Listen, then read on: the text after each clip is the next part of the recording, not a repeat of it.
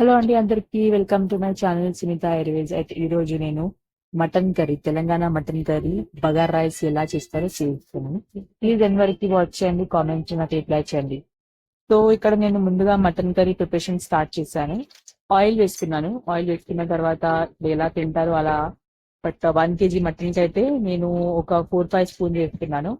దాని తర్వాత ఎల్లిపాయలు, మనం గరం మసాలా పొడి, గరం మసాలా ఉంటాయి కదా, ఏలకులు అవి ఇవి, అవి యాడ్ చేసుకున్న వాళ్ళైతే చేసుకోవచ్చు.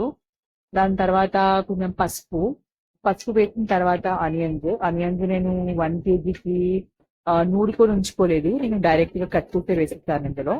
సో 1 kgకి 2 ఆనియన్స్ తీసుకున్నా పెద్దవి. అవి కట్ చేసి వేసిన తర్వాత ఈ మటన్ ఏదైతే ఉందో దాన్ని చక్కగా మ్యారినేషన్ చేసి ఉంచుకున్నాను. ఇక్కడ చూడండి, స్క్రీన్ పైన నేను యాడ్ చేశాను, అన్ని వచ్చేసాయి. ఆ 1 kg మటన్ కి ఎంత అయితే మనకు స్పైసెస్ పడతాయో మనకు అంటే అందాజతోనే అది అర్థమైపోద్ది. కాబట్టి మనం ఎలాగైతే తింటామో అలా మీరు యాడ్ చేసుకోండి. నేనైతే ఆల్రెడీ స్క్రీన్ పైన పెట్టాను అప్పుడు ఏమేమి యాడ్ చేస్తానని, మీరు స్క్రీన్ షాట్ తీసుకుని ఉంచుకోవచ్చు.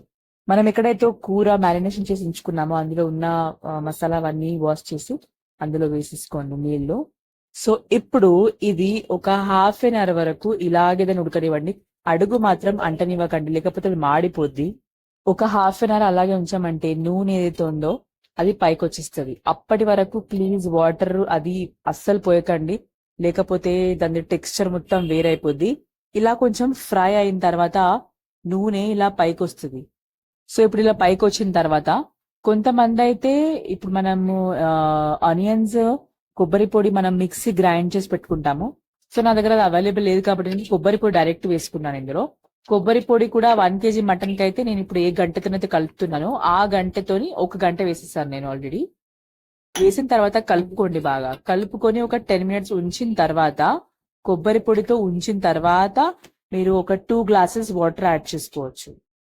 ఇలాంటి వంటకం తినాలి బగారా రైస్ తో మటన్ కర్రీ అంటే మేమైతే ఊరికే వెళ్ళాలి అసలు. అంటే అక్కడ మామయ్య వాళ్ళు జగిత్యాల మాది కాబట్టి అక్కడ మామయ్య వాళ్ళు ఉంటే అక్కడే వెళ్ళి తింటాము.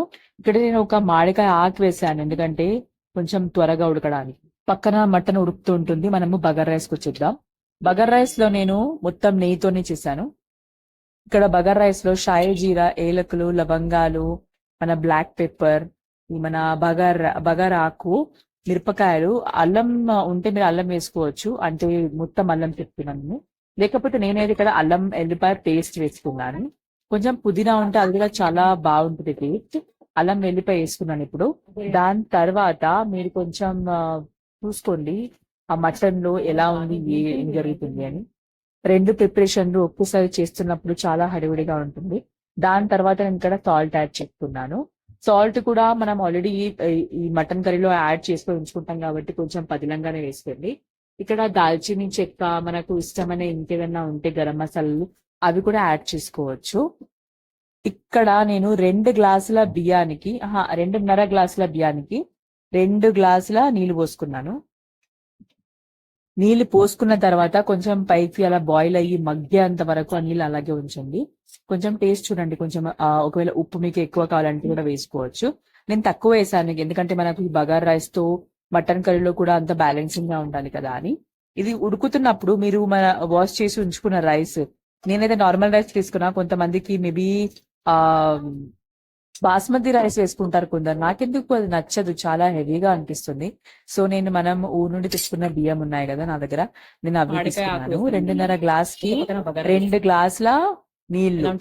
ఓకే, అలా మీరు బ్యాలెన్స్ గా పెట్టుకోండి, లేకపోతే అన్నం మరి మెచ్చిగా కర్రీలో కూడా అన్ని బాగుంటుంది. నేను ఇదంతా వండింది సండే నాడు. శ్రావణం వచ్చే కన్నా ముందు మనం ఏమేమైతే అన్ని వండుకొని తింటామో అలా, అంటే అన్ని ఒకే రోజు ఈ చేపలు, చికెన్, అది ఇది అన్ని ఒకేసారి తినాలి మళ్ళీ, ఎందుకంటే మళ్ళీ నెల రోజుల వరకు తినం కదా. సో దానివల్ల నేను చాలా